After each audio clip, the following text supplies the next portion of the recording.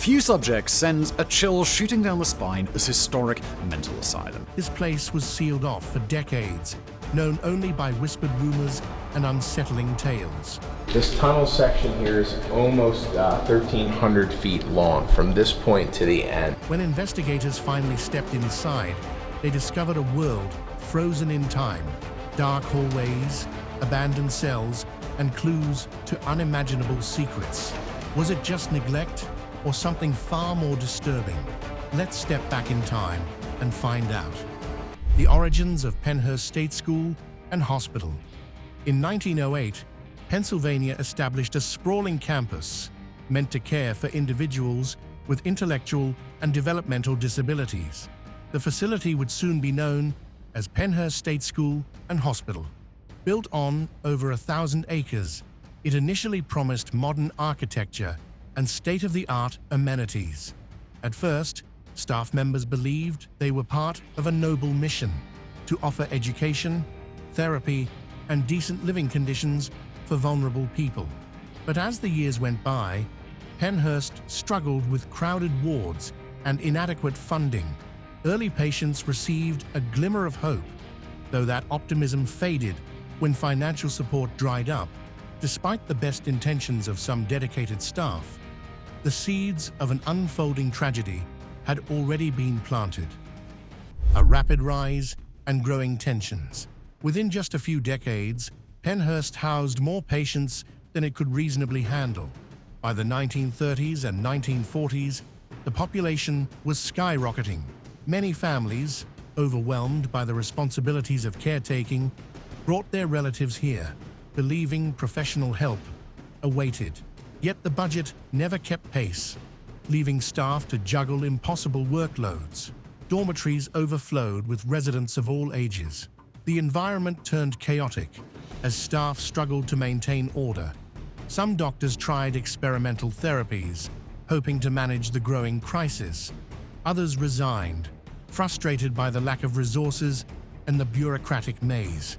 Outside the campus, few realized how bad things had become. Meanwhile, the quiet farmlands surrounding Pennhurst concealed a hidden storm. Dark corners of psychiatric treatments. By the mid-20th century, mental health care in the United States had a troubled record. Though many believed in progressive reforms, outdated and sometimes brutal methods still lingered. Pennhurst was no exception. Residents with different disabilities were often grouped together, irrespective of age or condition, making targeted care almost impossible. Electroshock therapy was sometimes used without full understanding of long-term effects. Restraints became a tool for controlling behavior, especially when staff-to-patient ratios were dangerously low.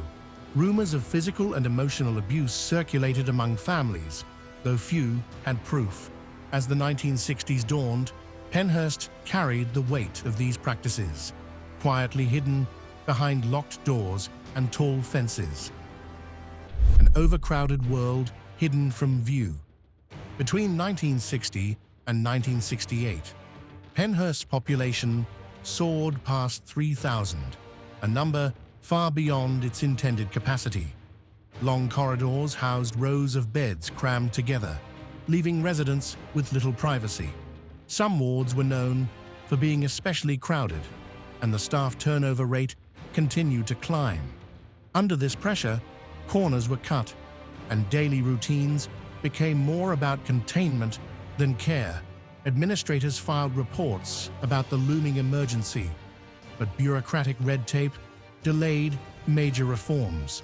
Outside these walls, society was changing, with the civil rights era sparking questions about how institutions treated their most vulnerable members. Yet behind Pennhurst's heavy doors, time seemed stuck. No outsiders could imagine the magnitude of what was happening within. 1968, a shocking television expose. Everything changed when a local television reporter, Bill Baldini, released a 5-part expose called "Suffer the Little Children." Over multiple nights, viewers across Pennsylvania saw footage from inside Pennhurst, images that were both heart-wrenching and infuriating. Patients were shown rocking in filthy rooms, sometimes restrained to beds or chairs. Understaffed wards appeared chaotic, with overworked nurses and aides trying to manage tasks well beyond their capacity. The outcry was immediate.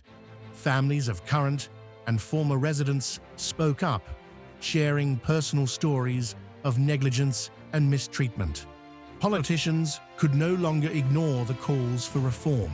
For the first time, Penhurst was thrust into the spotlight, and the world began to question the entire system of institutional care.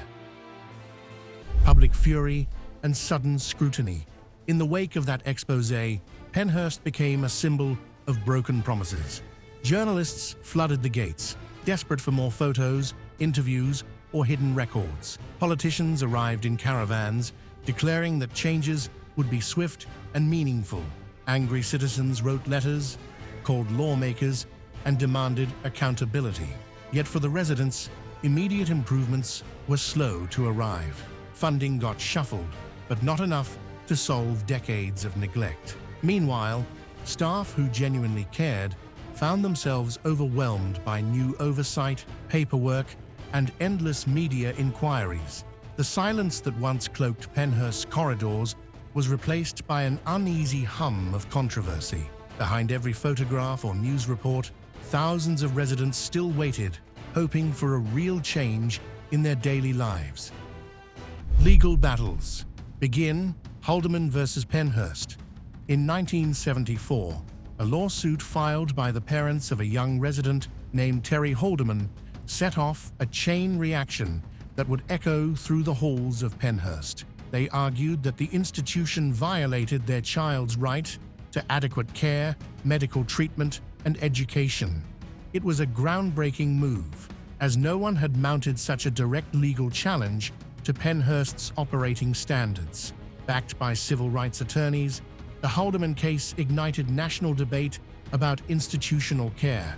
Courtroom testimonies laid bare horrifying details of neglect and misuse of restraints. Judges and lawyers made multiple on-site inspections, witnessing the grim conditions firsthand. This lawsuit became a catalyst for broader legal battles, exposing the deep cracks in America's mental health system. Pivotal court decisions and their impact. The Haldeman case wove through the legal system for years, prompting a series of monumental rulings. In 1977, a federal judge concluded that Penhurst violated residents' constitutional rights, ordering the state to provide community-based care options. The ruling was historic, challenging long-held assumptions that massive institutions were the best solution. Meanwhile, legislative changes at both state and federal levels mandated more oversight. Supporters of reform saw these legal victories as a beacon of hope, proof that the system could change. But the state appealed, and legal disputes dragged on. Residents and families lingered in uncertainty, as transitional programs to move people out of Penhurst were slow to materialize. The wheels of justice turned, but real progress came in small increments. Everyday life in a fading institution. Before it shut down, Penhurst carried on day-to-day operations under a cloud of controversy. Caregivers followed new guidelines, but resources were still strained. Some wards tried to introduce basic educational activities, while others remained chaotic. Residents roamed hallways or sat idle in common areas. A handful of dedicated staff members tried to bring dignity to daily routines, cooking simpler meals, organizing crafts, or holding small group sessions. Yet the structure of the institution, with its locked wards and institutional mindset, made true normalization impossible. Newspapers occasionally covered human interest stories showing small improvements. But behind those headlines, the reality was that Penhurst was on borrowed time, caught between court orders and a diminishing sense of purpose. The closing chapters begin. Finally, in the late 1970s and early 1980s, officials outlined a plan to transfer residents into community-based programs.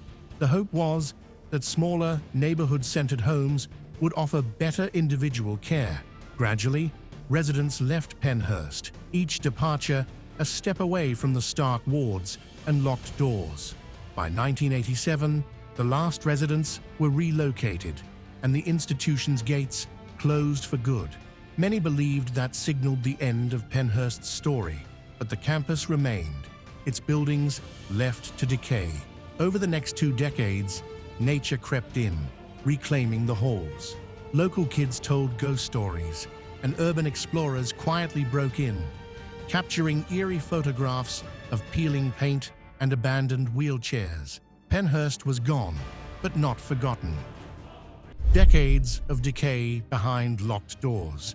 In the 1990s and early 2000s, Pennhurst buildings sat in silence, off-limits to the public. The main structures crumbled under leaky roofs and broken windows. Weeds and trees sprouted from cracked floors in what used to be administrative offices.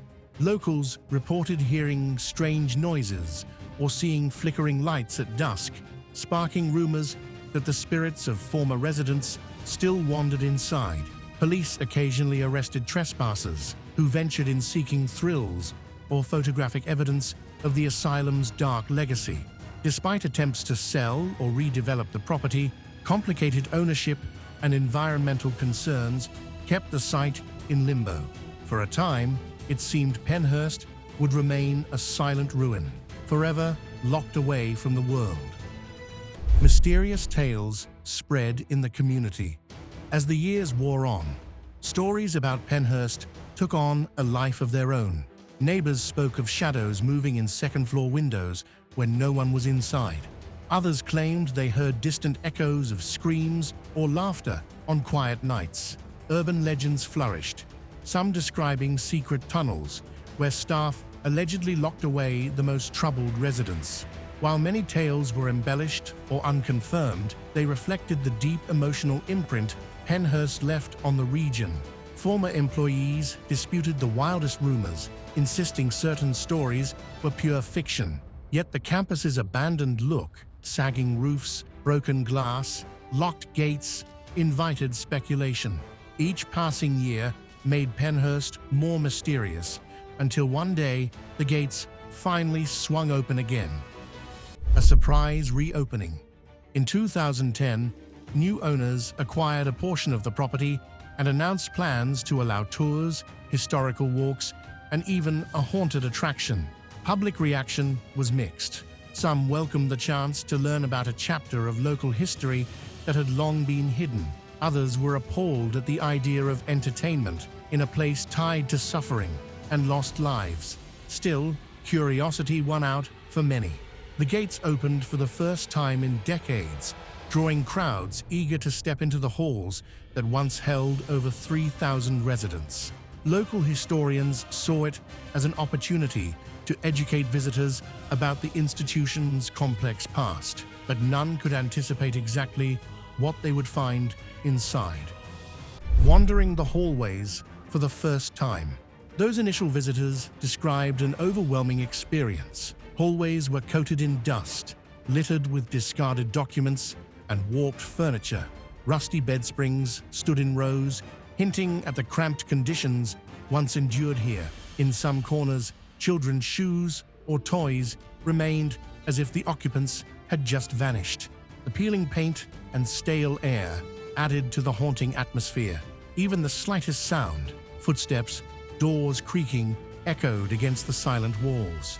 Guides and tourists alike found themselves imagining the daily routines that once filled these corridors. Patients lining up for meals, staff making their rounds, the distant hum of conversation. Step by step, Pennhurst's forgotten history emerged from the gloom, uncovering personal artifacts. As explorers ventured deeper, they stumbled upon personal belongings left behind when Pennhurst closed. Some found boxes of letters from families, never delivered to residents. Others discovered old photo albums containing snapshots of birthdays and group outings. These humble items told stories that official records could never capture. Wheelchairs with broken wheels and tattered fabric offered silent testimony to decades of hard use. Medical charts and staff notes scattered on floors revealed glimpses of individual struggles. For many visitors, these artifacts evoked a sobering realization. Behind every abandoned bed and forgotten file lay a human life, complete with hopes and fears. The building was more than a structure, it was the keeper of countless stories. The controversy of a haunted attraction. While historical tours aim to educate, the introduction of a haunted attraction on the grounds sparked debate.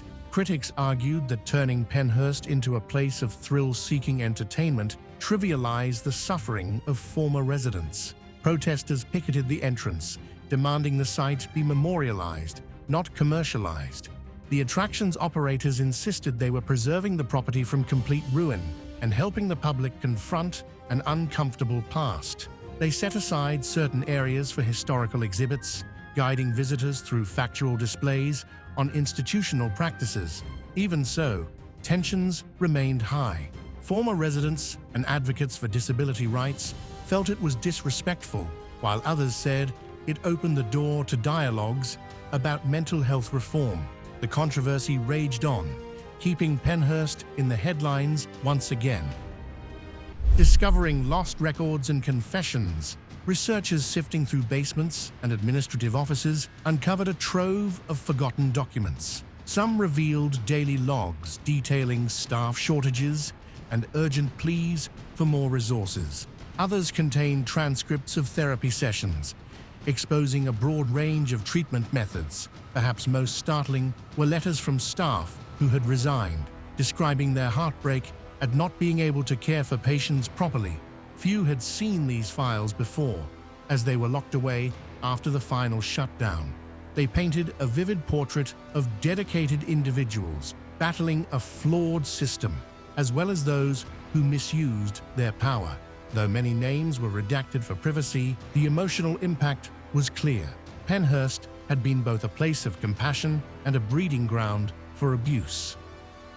Former staff stepped forward. As word spread that Penhurst doors were open, some former employees decided it was time to share their stories. They described the grueling shifts and emotional toll of working in overcrowded wards. One nurse recalled spending her entire day trying to comfort residents who were restless or agitated, only to find another patient on the brink of crisis. A maintenance worker recounted discovering entire storage rooms of outdated medical supplies that no one could use. Each testimony revealed a system overwhelmed by demand. While some staff admitted to occasionally losing their temper, many insisted they fought to preserve dignity amid the chaos. Their memories added complexity to the narrative, showing that not everyone was a villain or a savior. Stories of past residents. Visiting families of former residents faced a wave of emotion as they walked those decaying halls. Some broke down, remembering the day they left a sibling or child here, thinking it was the best available option. Others searched for tokens of their loved one's presence, maybe a scribbled notebook or a toy once cherished. For them, the reopened Penhurst was a doorway to re-examine painful choices. While guilt, regret, and relief tangled in their hearts, they also spoke of gratitude to see the site recognized. They wanted the world to know the real stories, that these individuals were not hopeless cases, but human beings who deserved better. Each photo, letter, or recollection served as a reminder that the past still echoes in the present. A resurgence of paranormal claims. As if the real-life history weren't enough, paranormal investigators soon flocked to Penhurst, armed with night vision cameras and recording devices. They reported disembodied voices, cold spots, and unexplainable movements of objects. One group claimed to capture faint screams on audio. Another swore they saw a figure in a hallway vanish before their eyes. While skeptics dismissed such accounts as confirmation bias, the public fascination grew. Overnight investigations sold out, and ghost hunting shows spotlighted Penhurst, further blurring the lines between historical truth and the supernatural. Even some staff acknowledged feeling uneasy, especially in certain wards rumored to be haunted. Whether one believed in spirits or not, the sense of a lingering presence proved hard to ignore. Preservation versus redevelopment. As Penhurst attracted more attention, debates flared over its fate. Some developers proposed turning the campus into commercial space or modern housing. Preservationists argued that leveling the buildings would erase an essential part of American history. Lawsuits and negotiations ensued, revolving around structural integrity, environmental hazards, and historical significance. Various non-profits formed alliances to raise funds, restore certain buildings, and keep the story alive. Meanwhile, local officials saw potential for economic revival, given the interest from tourists. The question remained, should Penhurst stand as a living museum of mental health care's dark legacy or make way for new development? Each side believed they were defending the public's best interests, and so the stalemate stretched on. Lessons learned and the legacy of reform. Even as legal battles continued, Penhurst's legacy reached far beyond its abandoned wards. The Haldeman case had prompted national discussions about deinstitutionalization, influencing how society cares for people with disabilities. Millions of dollars in federal funding shifted to community programs, though critics argued these programs often lacked oversight. The Penhurst story served as a stark reminder that isolating vulnerable populations can lead to abuse and neglect. Universities began incorporating its history into ethics and social work courses. A generation of Americans questioned whether large-scale institutions were ever truly beneficial. In that sense, Penhurst became an unwanted catalyst for reform, proving that out of tragedy, some measure of progress could emerge. Reflections on compassion and accountability. Penhurst's story is a sobering testament to what happens when responsibility fractures. At its core, the institution was created with the idea of helping those in need. Yet mismanagement, indifference, and underfunding led to a vortex of human suffering. In an era when mental health awareness was limited, Penhurst represented a tragic norm rather than an exception. Its reopening offers a rare chance to confront mistakes that shaped countless lives. From abandoned patient files to staff confessions, the evidence is impossible to ignore. It challenges us to ask, are we doing enough today to honor the dignity of every individual, or are we at risk of recreating similar failures? That uneasy reflection is Penhurst's enduring legacy. Why this 1960s Asylum's discovery matters. Upon finally opening those doors to the public, people expected to find just another creepy, abandoned building. Instead, they uncovered thousands of human stories, each one as real as the next. Documents, testimonies, and personal relics shed light on an era of mental health care that many would rather forget. Yet confronting this uncomfortable reality is crucial. It not only honors those who suffered, but also warns future generations against repeating the past. Penhurst may have started as a solution to social challenges, but it became a stark lesson in what happens when empathy is overshadowed by neglect.